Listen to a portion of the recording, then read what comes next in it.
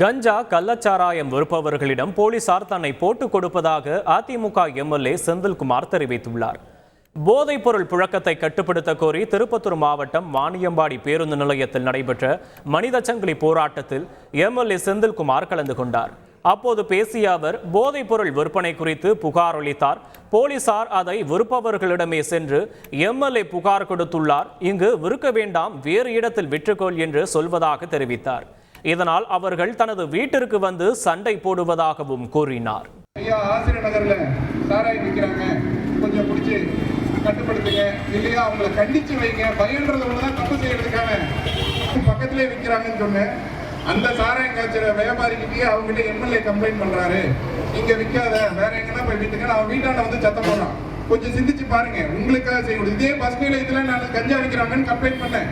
நான் அந்த அதிகாரி பேரை சொல்ல விரும்பல, வேணா ப்ரூஃபோட வாட்ஸ்அப்ல வீடியோ ரெக்கார்டு இருக்கு. செய்திகளை உடனுக்குடன் தெரிந்து கொள்ள உடனே சப்ஸ்கிரைப் பண்ணுங்க.